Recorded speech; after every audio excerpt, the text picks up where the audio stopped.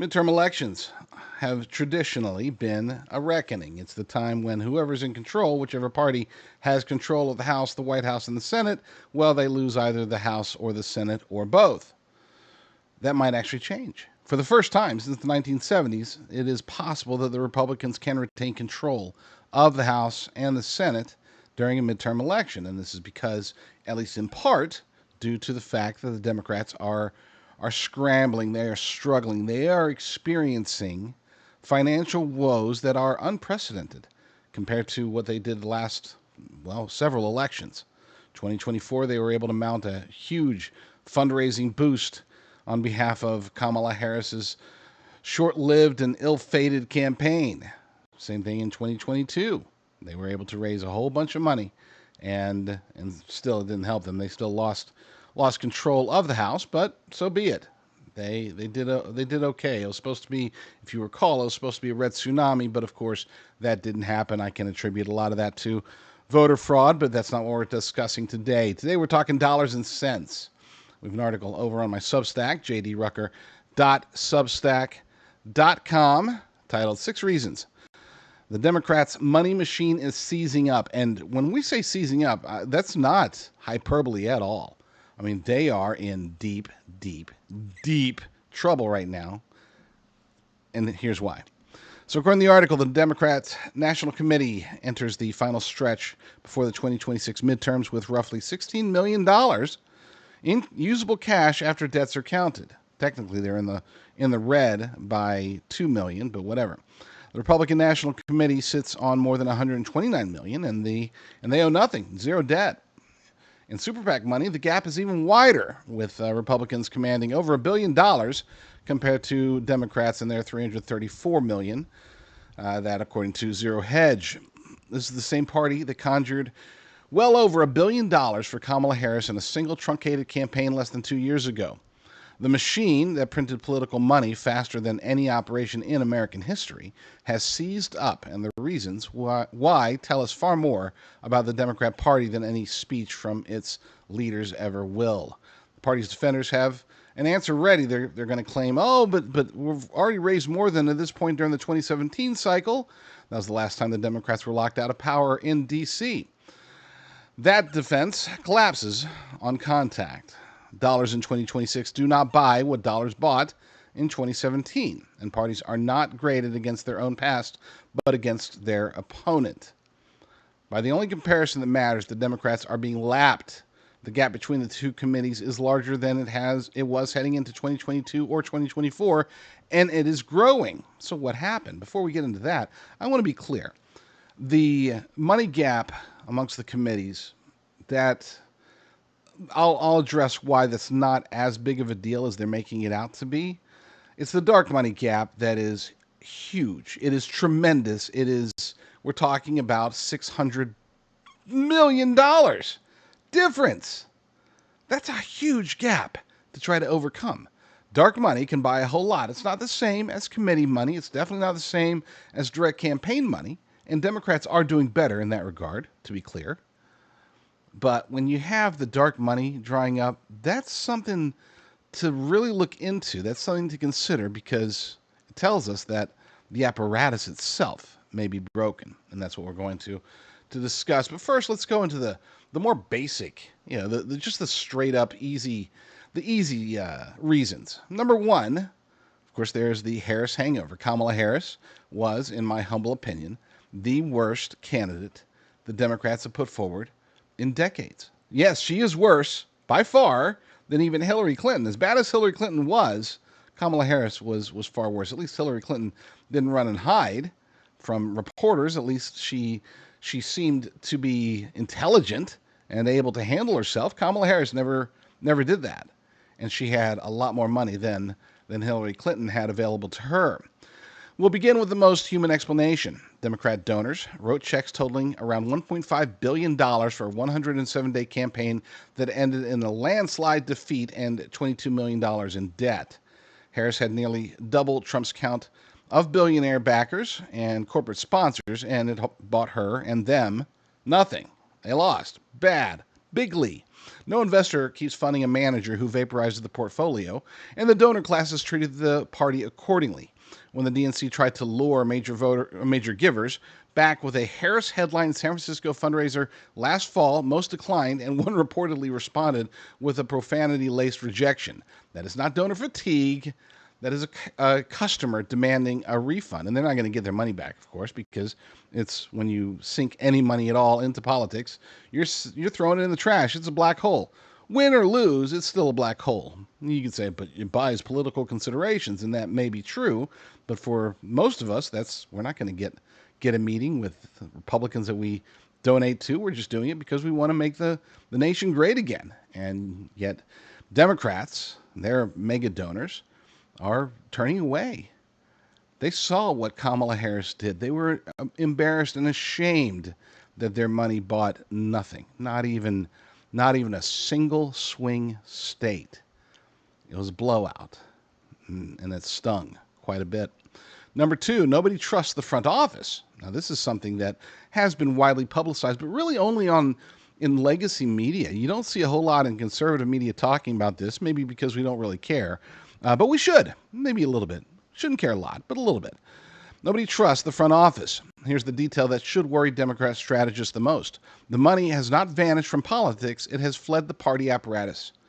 They don't trust the Democrats, but they do trust some Democrat candidates. James Tallarico has pulled in more than $55 million for his Texas Senate run.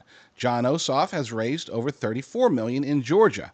Democrat Senate candidates are outraising their Republican opponents in battleground after battleground, and this is one of the reasons why I say do not sleep on the Texas race and work your butt off in the Georgia race. We can't lose Texas. This would be, they would almost be okay with not regaining a majority in the Senate if they could flip Texas. Hasn't happened in decades. Hasn't happened this century.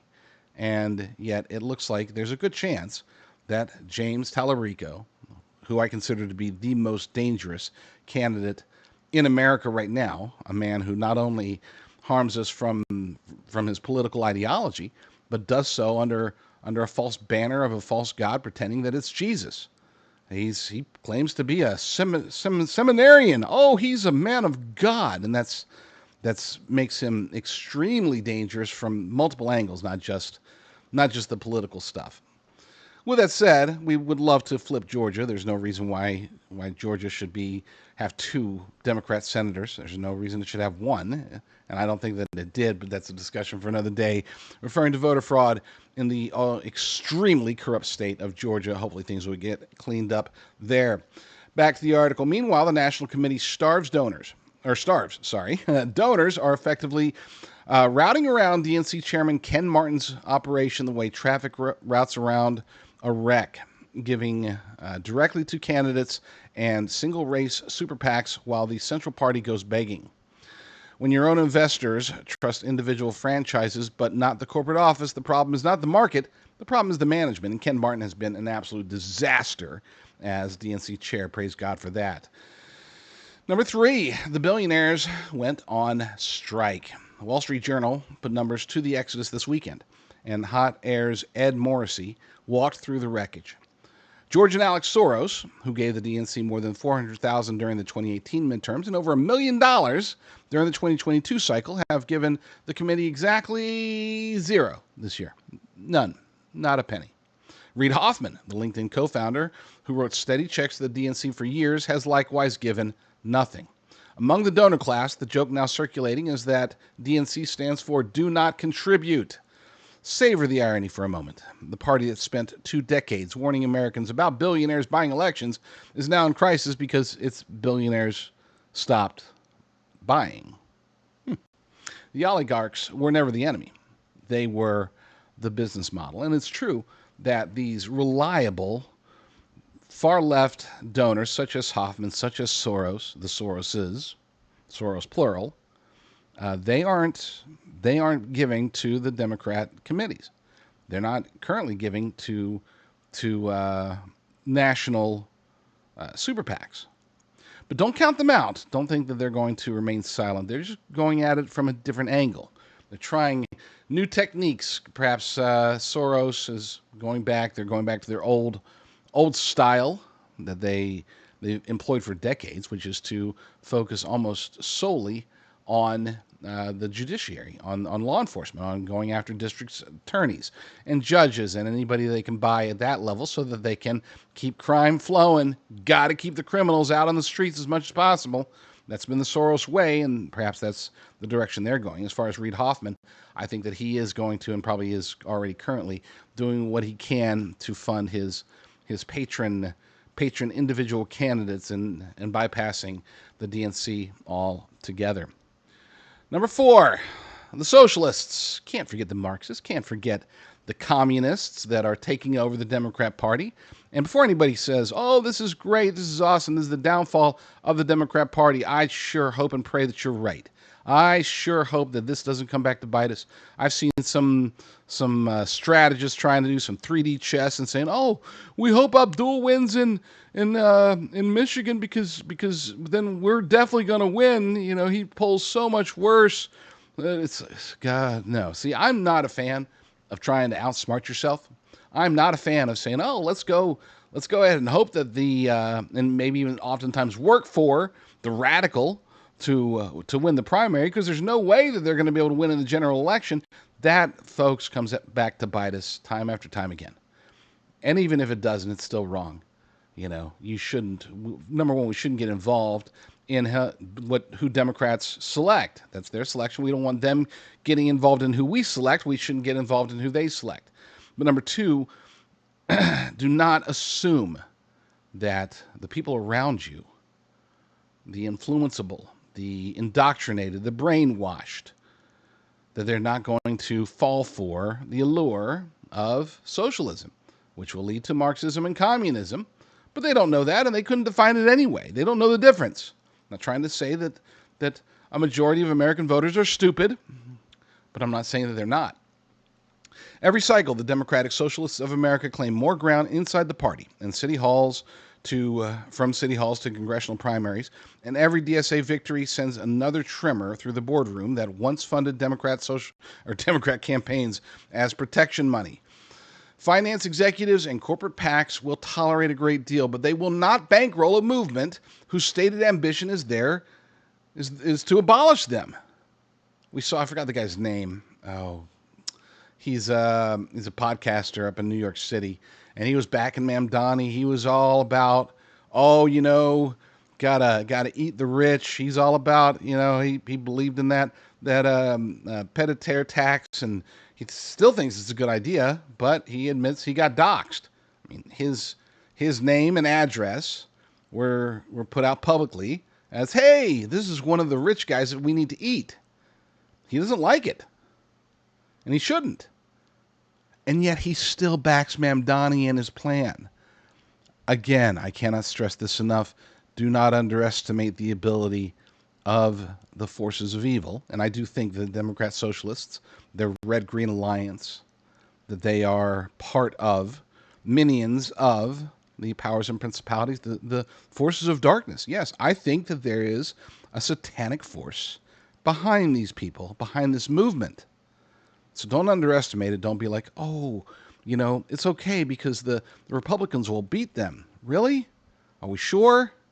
Because if we're not 100% sure, we have to treat it as if it's 100% certain that we won't. In which case, we need to make sure that these Democrat socialists, these communists, are not ever elected, even in their primaries. I don't want to go up against a DSA member in the primary or in the general election. Not this term. Maybe next term. Maybe after we have some better understanding of the enemy, but right now I don't think we're ready. And I have advocated, look, I want to have this argument. I want to have this debate. I want to go up against socialism. Well, we'll call it communism because that's what it is. That's what they're really selling. I want to educate Americans on this. But this election cycle, it is too dangerous. We are not ready. They are surging within their own party apparatus. And so this time, I'd rather the fewer of them, the better. Hopefully we can retain control of the House and retain control of the Senate. Not that Republicans in the House and Senate do much, but it's still better than not having control of the House and the Senate. And then in 2028, we can have the real debate.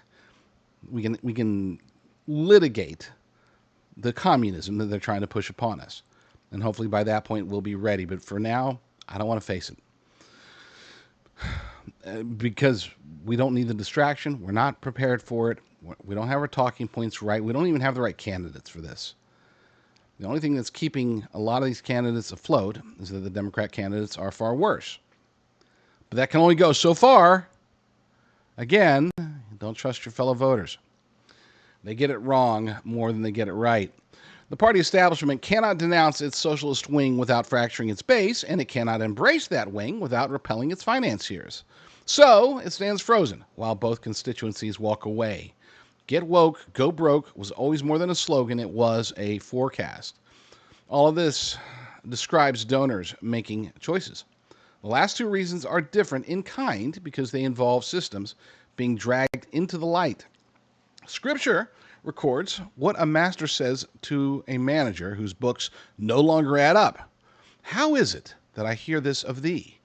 Give an account of thy stewardship, for thou mayest be no longer steward. Seems to be what's happening to the Democrat Party. People are asking questions and they don't have the right answers. And accounting is precisely what has arrived, and the Democrats' financial machinery was never built to survive one. Now we get into the fun stuff. These last two, this is the real, if you eliminate everything else and you just have these two, Democrats are still in deep trouble. The dark money aqueduct. It cracked. For years, a network of nonprofit management operations moved staggering sums into progressive causes with minimal public scrutiny, and none loomed larger than Arabella Advisors. If you've ever watched Glenn Beck over the decade, he's talked about them many, many times. They stewarded over $1 billion across its constellation of 501c funds. That era is ending. The Gates Foundation cut ties with Arabella last year, and by November, the organization had ceased operations amid dark money investigations, attempting to rebrand as Sunflower Services, and we are going to continue to see them out there. Democrat fundraising totals sagged almost immediately afterwards, which is a remarkable coincidence for money that was supposedly independent of the party. Now layer on the Doge era dismantling of agencies like USAID, whose employees' political donations ran roughly 95% Democrat, and an entire taxpayer-action ecosystem that once watered the progressive garden has been shut off at the main. Now, there was only a sentence in this particular article. But let's take into account that this fundraising, this fundraising apparatus that's apparently being destroyed, it almost certainly ran in large part through USAID. If people want to know what USAID really did, it was a money funneling operation. It's very much, I don't want to say directly laundering, but that's pretty much what it is. Money would come from government. Oh, we need taxpayer dollars to buy condoms for the opera house in Venezuela or whatever, because they need condoms apparently.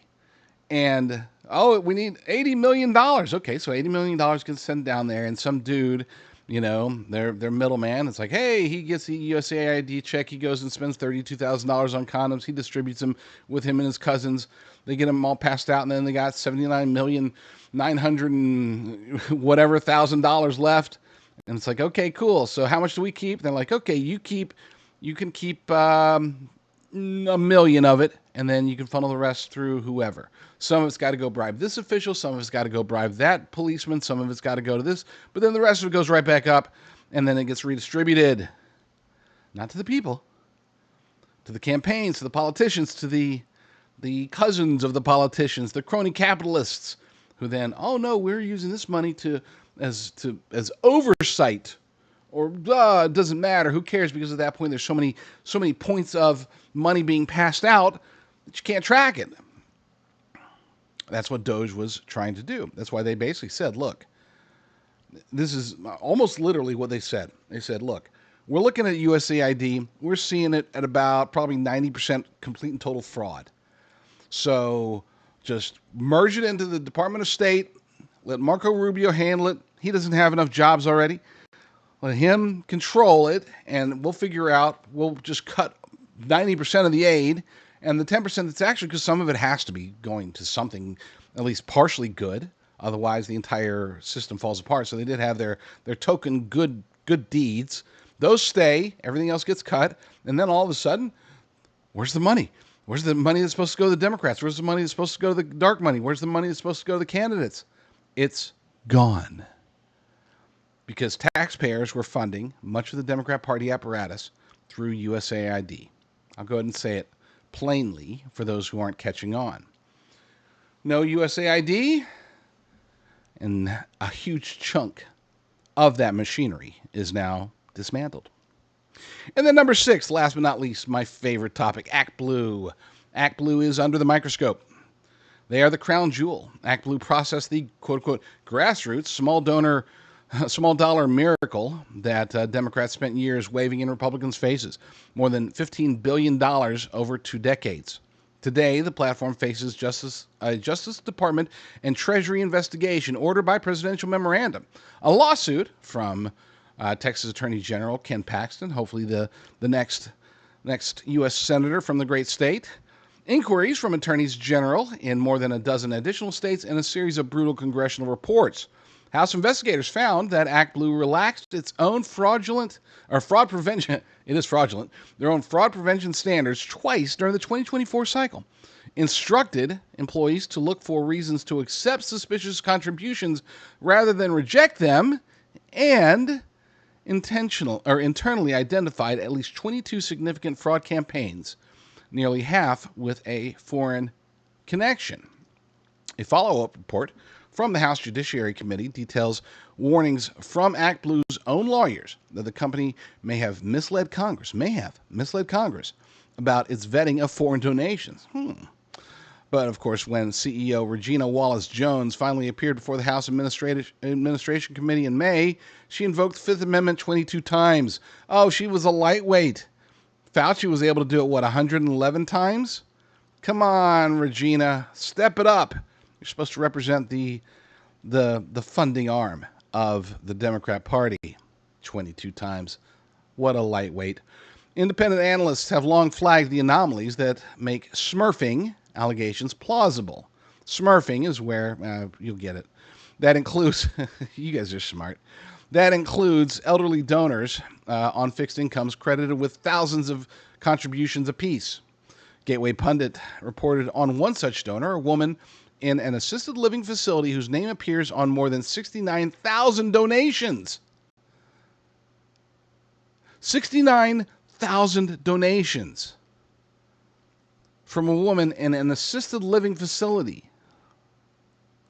We've seen this time and time again. And really, I didn't credit it in the article. But we have to look at James O'Keefe as the guy who blew this wide open back in, 2023? Could have been 22. It's been a while now. But he started going around when he first launched OMG, O'Keefe Media Group. He started going around. He started asking other people to go around, just check the public voting records, and you'll find that there's these people that are living in apartments or trailers that apparently, they can barely afford Netflix, but they're able to donate 4, 5, 6 times a day to various Democrat and left-wing causes. Always through ActBlue, never with their own money. They're always shocked. They're always like, wait, you're saying I donated $150,000? I'm on fixed income. I haven't made that much money in a decade. And yet, that's how they were used. That's how they were smurfed. Now, to be fair, it doesn't actually cost them any money. It's just their name, their likeness that's being used. They're just being put out there on public record, with which people can access and find out, oh my gosh, look, check out this old lady. This old lady, apparently she's rich. She's living in this trailer, but she must be rich because she donated $100,000 just in the last couple of years. So she's got money somewhere. Let's go, Bob. I don't want to give anybody ideas, but I'm sure that's happened. Doesn't get reported as that. Then it's not like, well, here's how we were able to target her. Unfortunately, she had no money, but the website said she did. ActBlue said she did. They're evil. Whatever the investigations ultimately prove, the immediate effect is undeniable. A laundering adjacent pipeline Yes, we're calling it laundering adjacent. Cannot run at full pressure while prosecutors are photographing the pipes. If even a fraction of the vaunted small dollar surge was manufactured, which it was, and it's more than a fraction, then the Democrats have not merely lost a fundraising tool, they lost the myth of a grassroots army that never existed at the scale that they had advertised. They always talk about, oh, well, we've got 600,000 small donor grassroots people. Really? Yeah, sure. Because according to this, Mary Beth down the block, she represents at least 30,000 of those over the last few years. She seems to be donating a lot of little small donor money every day on her fixed income. These people are evil. Of course, the illusion, that was the real asset. Put the six together, all six of these reasons together, and a single picture emerges. The Democrat money machine was a lattice of billionaire patronage, dark money conduits, taxpayer-funded adjacency, and a small donor platform now pleading the fifth. All held together by the expectation of winning. Remove the winning, add subpoenas, and the lattice folds. The money did not disappear. The conditions that made the money possible did, and chief among those conditions was darkness. Republicans should resist the temptation to gloat and instead press the advantage where it matters, in sunlight, because transparency is the one contribution the Democrat Party has never been able to accept. The steward has been called to give an account. The books are open, and the donors, it turns out, read them first. Do not get complacent, though. Do not think, oh, we got this in the bag, because this doesn't address voter fraud. Unless Save America Act is miraculously passed, at this point it would take a miracle, then there will be massive widespread voter fraud once again, and it'll always just happen in those close, tight races. Oh, we lost control of the House because of a total combined 73,000 votes across nine elections, 9 campaigns. How do we just barely miss it every time? Ah, shucks, we'll get them next time. Right, John Thune? They might not have the money, but they do still have the structure, the system, to be able to steal elections. That part can get funded. And before we say, oh, look, the Soroses, Hoffman, all these people, they're not giving to the Democrats. Does that mean they gave up? No. And that should concern you. Because, and I'm not making accusations here, just speculating, but what if their money, instead of going to Democrats, what if it's going to systems and strategies that might be able to bypass normal election formats? Something to think about.